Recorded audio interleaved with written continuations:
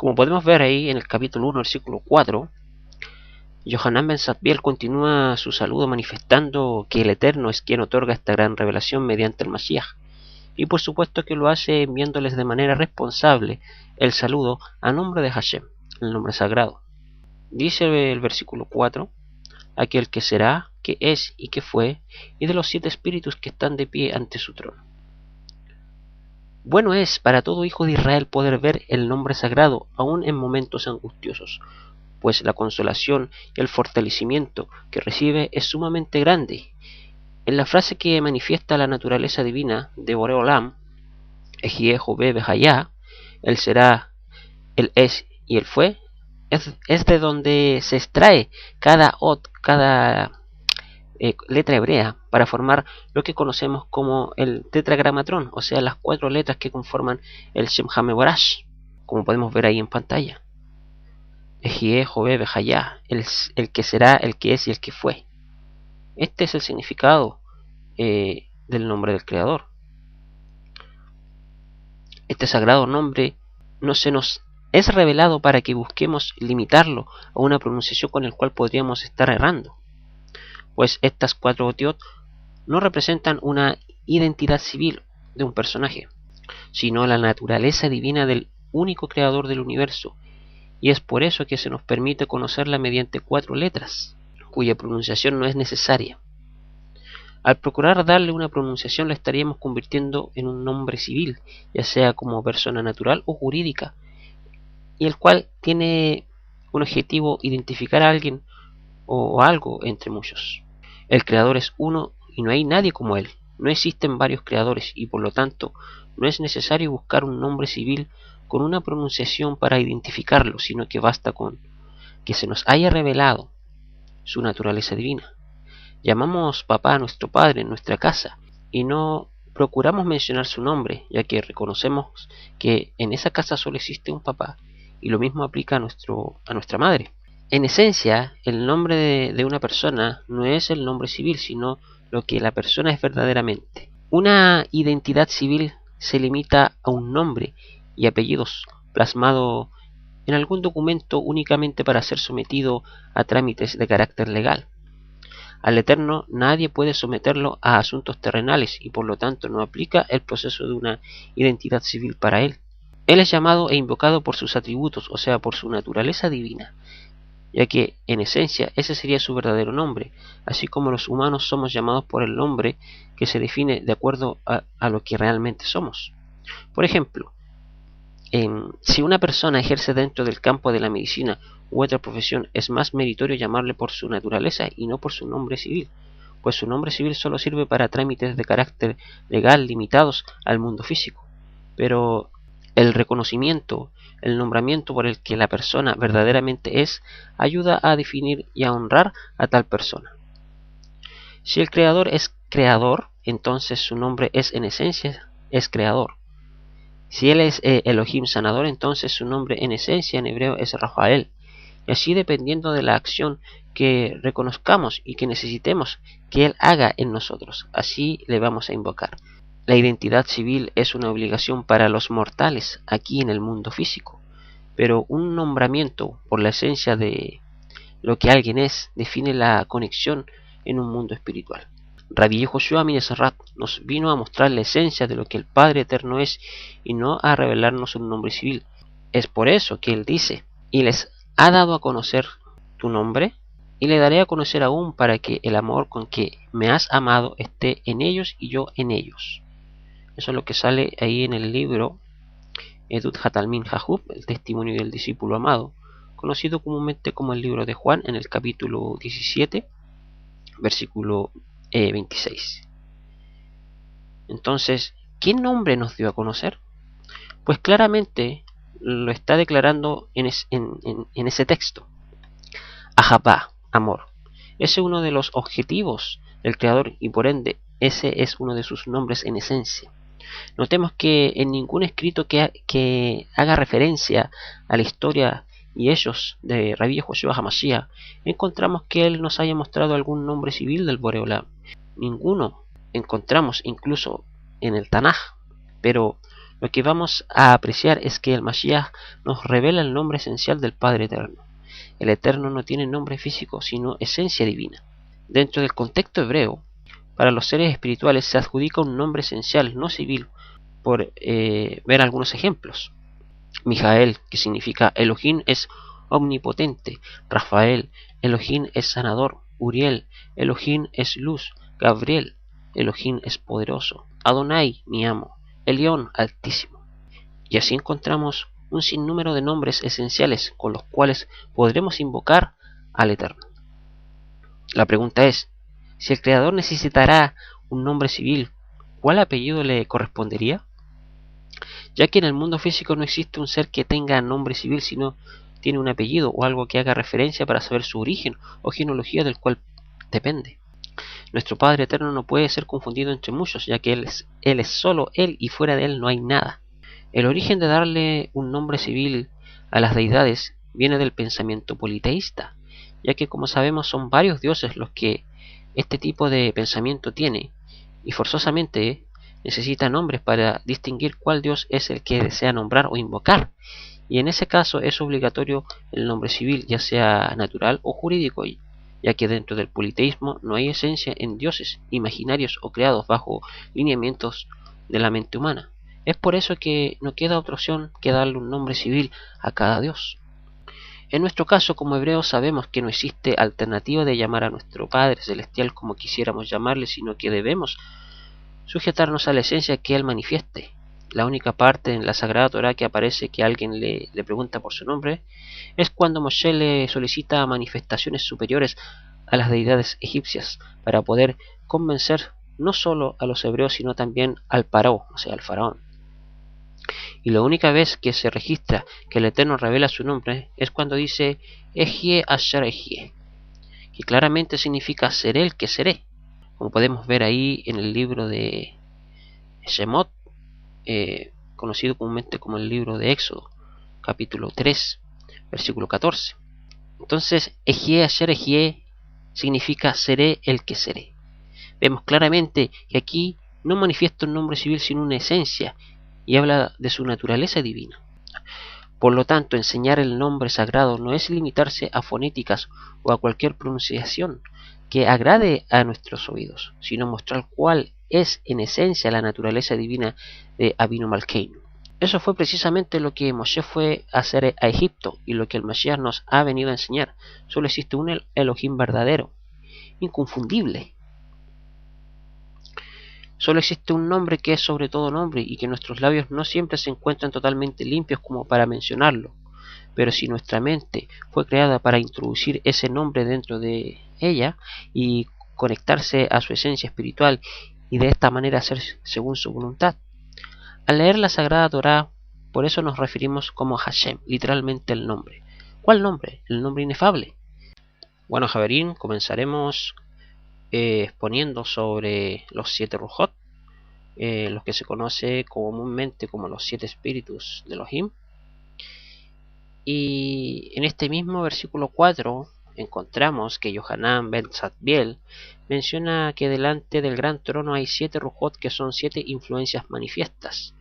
Como podemos ver en pantalla dice, y de los 7 Rujot, de los 7 espíritus, que están de pie ante su trono. ¿Cuáles son estas 7 Rujot? Son las que nos menciona mediante Yeshayahu Hanabí, mediante Isaías el profeta, y las que identificarían a Rabbi Yehoshua ben Azrat como el Mashiach que habría de venir para traer la redención a Am Israel, o sea, al pueblo de Israel. Como podemos ver en pantalla, las 7 Rujot, que son las siguientes: Ruach Hashem, Ruach Hotma, Ruach Binah, Ruach Esa, Ruach Geburah, Ruach Da'at, Ruach Irat Hashem.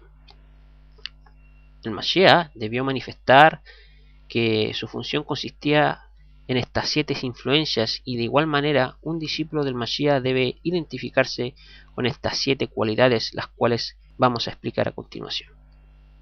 Empecemos con el primero, Ruach Hashem. Es esa influencia que tenemos internamente la cual nos adhiere a la proyección y propósito de la esencia de nuestro Creador. Ser hecho en el Seleni Demut de Elohim es comportarnos entre toda la creación como si nosotros mismos hubiésemos sido los creadores. Trabajamos y cuidamos todos los elementos dentro del ámbito creacional con el mayor de los esmeros y la más notable responsabilidad.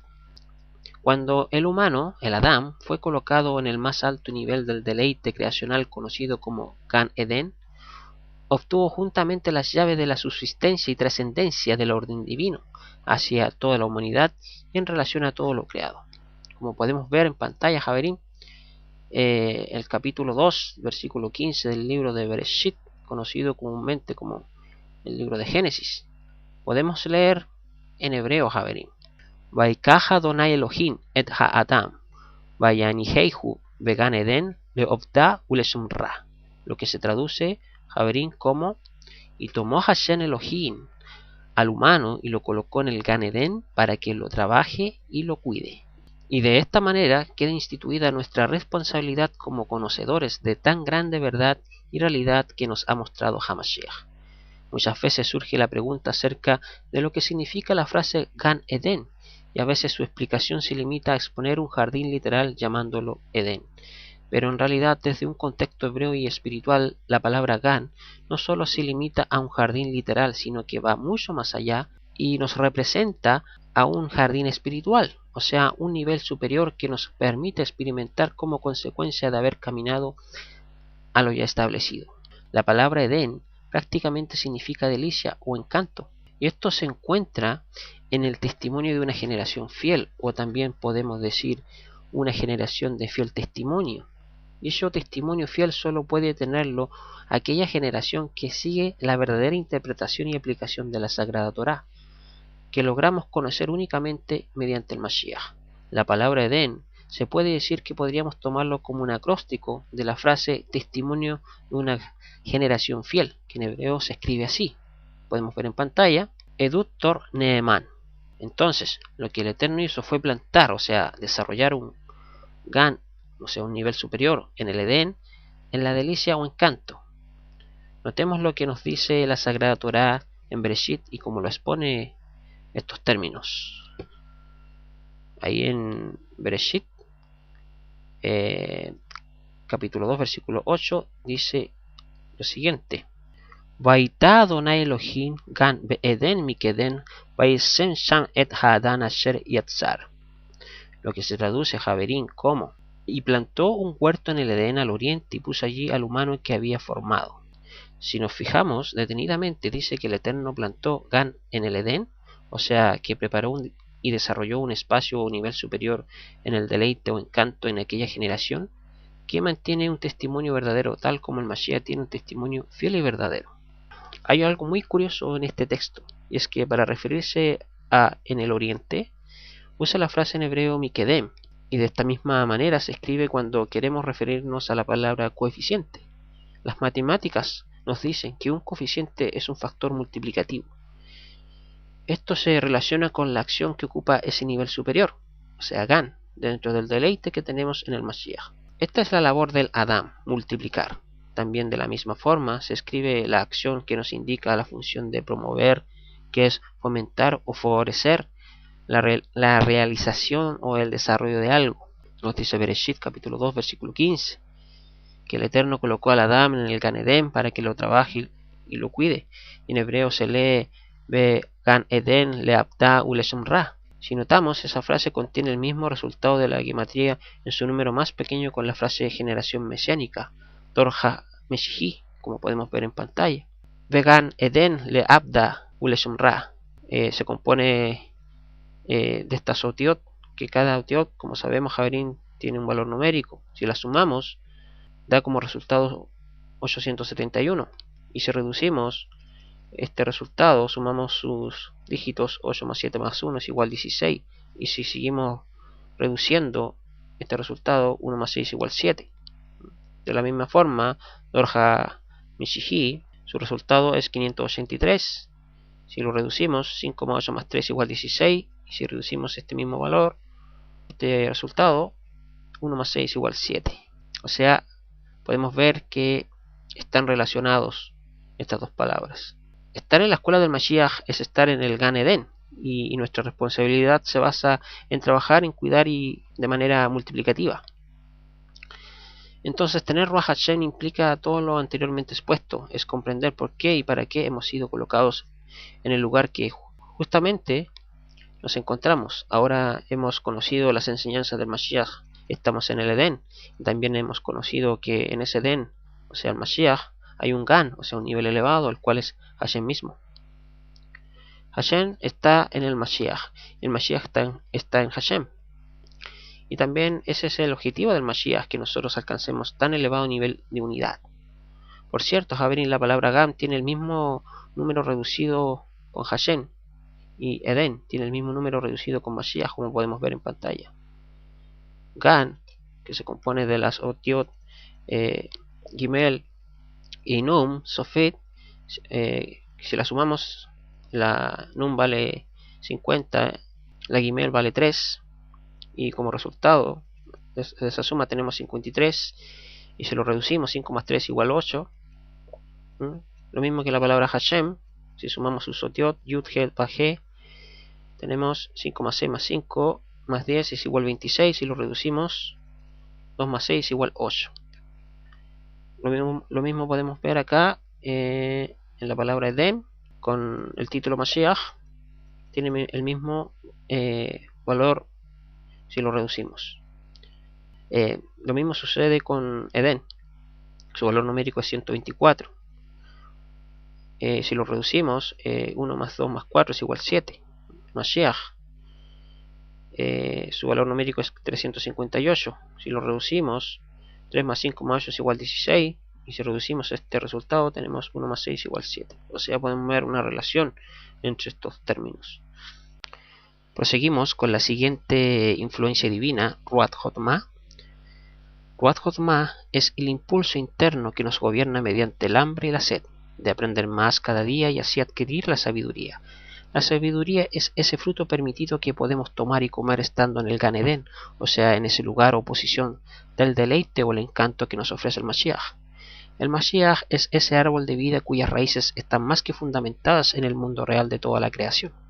Es ese tronco lleno de savia y fortaleza que nos inspira a tener mucha confianza junto a él y a cobijarnos bajo la sombra de sus ramas que ofrecen frescura espiritual y oxígeno mediante cada una de sus sabias enseñanzas.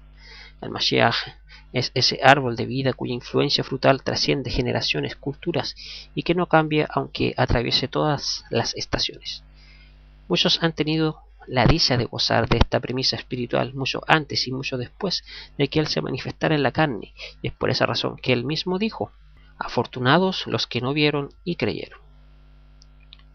El Mashiach, más allá de manifestarse en una persona, es un sistema que aún nos influencia hacia la verdadera interpretación y aplicación de la Sagrada Torá.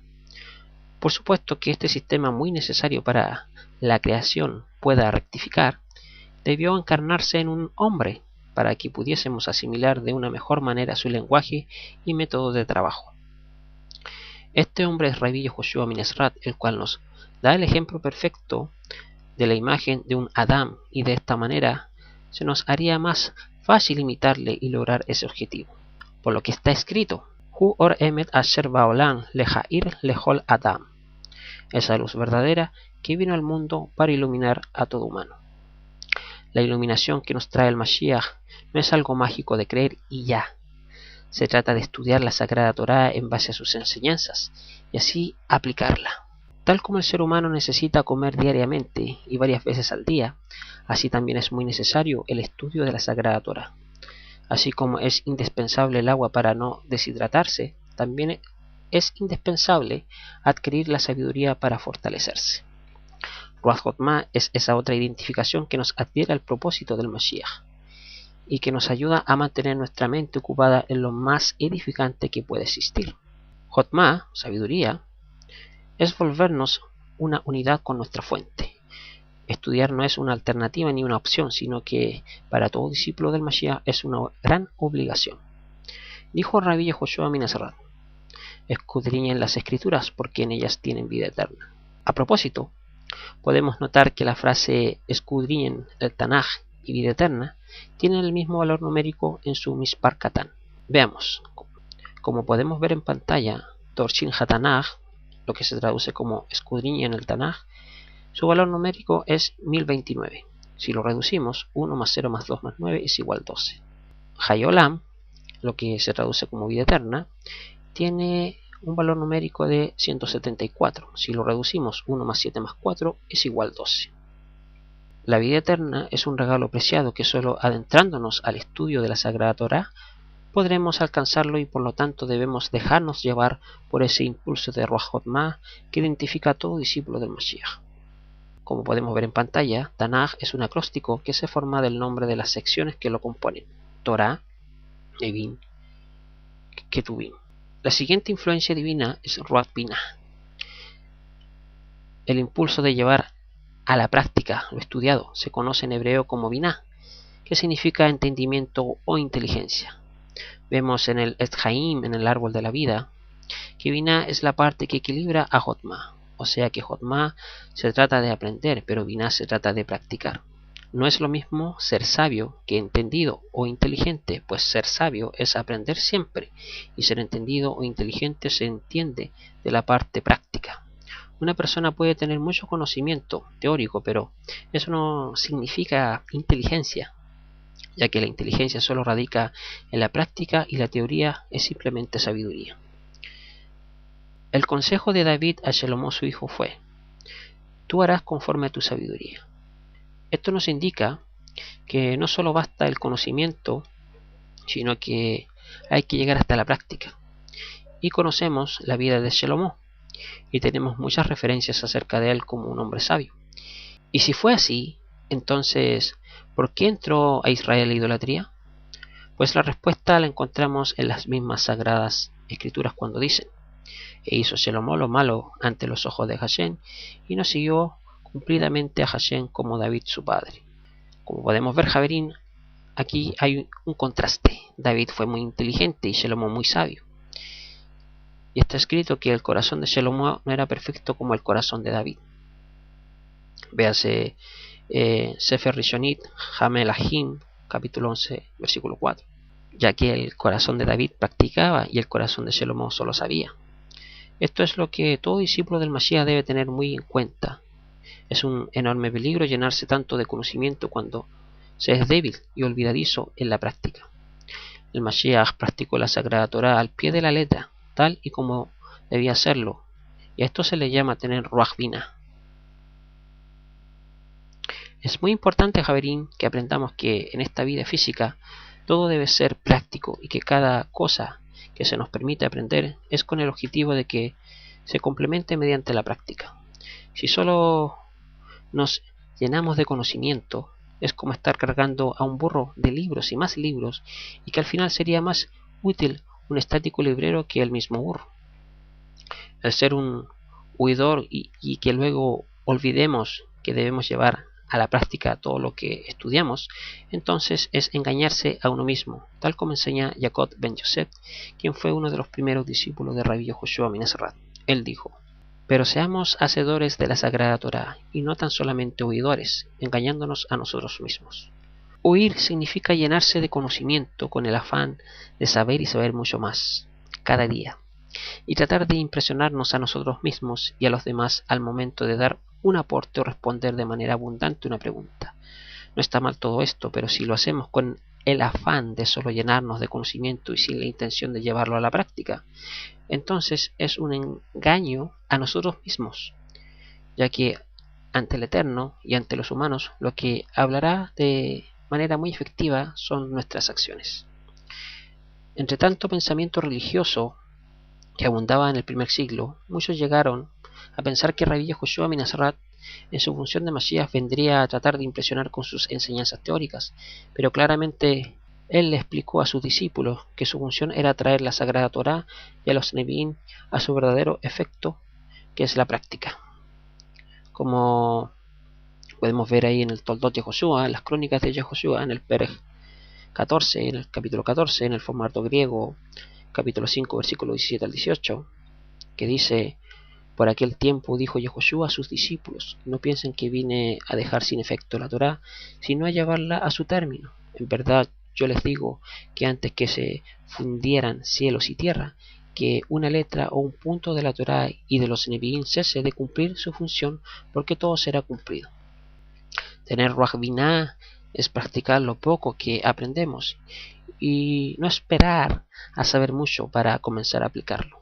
Cuando Am Israel, el pueblo de Israel, recibió la Sagrada Torá, inmediatamente percibió que esto se trata de un código práctico y no teórico. Es por eso que unánime manifestaron la frase Kol Asher Diver Hashem Naaseh Nisma. Todas las cosas que Hashem nos ha dicho las haremos y las obedeceremos. La palabra Nisma es un verbo futuro que viene de su base del verbo presente Shema, que se puede comprender como escuchar, obedecer o entender.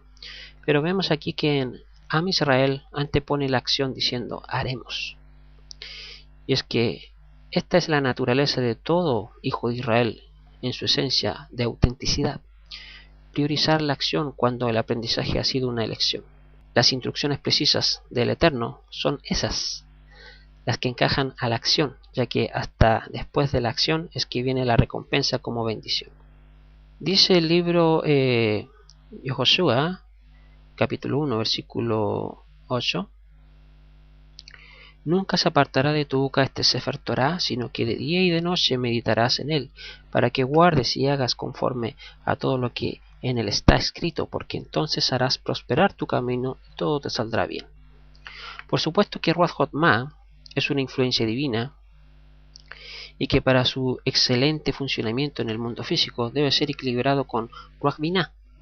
Una de las preguntas que se realizan a los nuevos integrantes en las yeshivot del movimiento Narratim es: ¿para qué desea usted estudiar Torah? Y en base a esta cuestión se comienza a despertar la conciencia a cada persona para que entiendan y comprendan que es muy bonito llenarse de conocimiento, pero el objetivo es llevar a la práctica cada cosa que aprendemos, ya que la ley creacional es precisamente esa, tal como está escrito: Bara Elohim La'asot, creó Elohim para hacer. Siguiente influencia divina, Ruach Esa, se manifiesta mediante la buena intención de hacer bien las cosas con el bienestar común como objetivo, y en el rechazo al deseo egoísta de manera particular primeramente. Esa, consejo, va de la mano con las tres influencias anteriores. Nadie puede servir consejos si no ha comprendido el objetivo espiritual a través de la vida física. Tampoco debe hacerlo si no hay un análisis muy sabio, el cual procede mediante la acción direccionada a la restauración del bien común. Cuando seguimos el procedimiento adecuado de las tres rujot anteriormente analizados, entonces daremos a otras personas consejos tan puros como si el Eterno mismo los estuviera dando. ¿Recuerdan a Ahitofel, el consejero de David Hamelech, del rey David? Nos dice la historia que cuando él daba consejos era como si el Eterno mismo los estuviera dando, ya que Ahitofel no se inclinaba a una parte en particular, sino que su consejo dependía de la comprensión, sabiduría y entendimiento. En cambio, encontramos que existe otro consejero llamado Husai, el cual aconsejaba para Absalom y fundamentaba sus consejos inclinándose a la parte que más le beneficiaba. Al igual que Ahitofel y Husai, existen muchos consejeros. Unos aconsejan como es debido porque han recibido el don de saber discernir entre lo bueno y lo malo, y otros que se inclinan al beneficio del deseo egoísta, dando apoyo a la maldad, ya sea de manera consciente o inconsciente. Un claro ejemplo de tener Ruach Esa es cuando Shlomo juzgó entre aquellas dos mujeres rameras que disputaban el derecho maternal hacia un niño. Para un juez es sumamente difícil poder determinar un veredicto final y definido entre dos personas que disputan el derecho sobre algo que está muy relacionado entre ambas y con la intervención de las mismas coincidencias. Mientras una decía que el niño vivo era de ella, otra decía lo mismo, y ambas opiniones sonaban con tanta seguridad que podrían confundir a cualquier persona que no tuviera las influencias de Ruach Elohim, Ruach Jotma y Ruach Binah. Pero Shlomo logró captar cuál era meramente el asunto y cómo podía solucionarlo. Sabía que solamente la madre verdadera estaría dispuesta a sacrificarse por permitirle vivir a su hijo aunque fuera lejos de ella, y fue entonces que mandó a traer una espada para dar una orden que destaparía la identidad de la verdadera madre y dejaría al descubierto cuál era la madre impostora. Por supuesto que la verdadera madre gritó diciendo: «¡Ay, señor mío, entrega a este niño vivo y no lo asesines!». Mas la otra dijo: «Ni a mí ni a ti, pártelo». Inmediatamente Shelomó supo cuál era la verdadera madre y cuál era la impostora. En medio del justo juicio se evidencia cualquier verdad. Para muchos de los que estaban presentes, lo más justo era lo que Shelomó estaba haciendo, ya que ambas mujeres alegaban tener la razón. Entonces, lo mejor sería darle a cada una la mitad del niño, pero ese es un juicio con determinación humana, mas la determinación divina es intervenir con el justo juicio para que la verdad salga a flote y esté a la vista de todos. ¿Qué hizo que Shelomó tomara tal decisión? Pues precisamente las influencias divinas de la sabiduría y la inteligencia. Es por eso que está escrito: Hinena Tati lejalef jajam ben Abon. Te he dado un corazón sabio e inteligente. El futuro de una persona puede depender de un consejo que reciba de nuestros labios, y es por eso que si antes no se tiene la influencia de estas rujot anteriormente mencionadas, es mejor abstenerse. Cuando Moshe eligió a los consejeros del pueblo, notó que les faltaba una cualidad muy importante y por esa razón les dio instrucciones precisas de que los asuntos que para ellos parecieran muy difíciles, entonces que se las trajeran a él para encontrar una solución viable de acuerdo a la voluntad del Eterno. Para este proyecto de consejería mediante los jefes de las tribus en Am Israel, Moshe solicitó varones que tuvieran las cualidades de Jajamín, sabios, Nebonim, inteligentes, y Eduim, conocedores. Pero está escrito que Moshe encontró en aquellos hombres solo dos cualidades de las que había prescrito: Jajamín, sabios, y Yeduim, conocedores. No había en ellos Ruach Binah, o sea, que si no existe una inteligencia que adquirimos mediante la práctica de lo aprendido, entonces no estamos del todo aptos para dar un consejo totalmente de acuerdo a una solución viable. En ese caso, ellos dependían de Moshe para solucionar asuntos que para ellos parecieran muy difíciles, y Moshe, quien reunía estas influencias, sí podía hacerlo como era debido. Aquí vemos nuevamente la importancia de llevar a la práctica lo que hemos aprendido. Tener Ruach Esah es alcanzar esta capacidad de consejo cuyo objetivo es la restauración y no la devastación. Por ejemplo, en momentos de crisis matrimonial, ambos involucrados podrían tomar decisiones que para cada quien serían las más correctas, aunque no concuerden las determinaciones del uno y del otro. Pero ambos piensan de esa manera porque sin darse cuenta solo se limitan a defender un criterio personal como razón que es producto del deseo egoísta y no son tan inteligentes como para darse cuenta que lo que hay que defender aquí es un matrimonio. Aunque ambos sean sabios porque conocen teóricamente el concepto de matrimonio, no es lo mismo que alcancen a ser inteligentes cuando apliquen lo que hayan aprendido. Es entonces que hasta llegar a ser inteligentes, o sea, adquirir Ruach Binah, ellos podrán adquirir Ruach Esah y llegarán a ser capaces de dar excelentes consejos para salvar su matrimonio y aplacarán el deseo egoísta.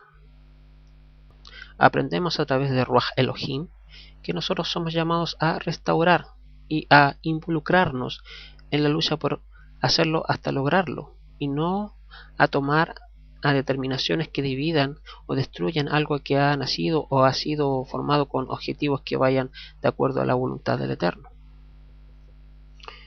Se nos dice mediante Yeshayahu Hanabí, Isaías el profeta: Le coró leja joder peretz meshoveb netivot la shabet, y serás llamado reparador de portillos, restaurador de calzados para habitar. Y para llegar a ser eso primero, hay que luchar hasta vencer al deseo egoísta, o sea, la lucha interna, Y eso se logra practicando lo aprendido en la Sagrada Torá y dependiendo de la ayuda del cielo.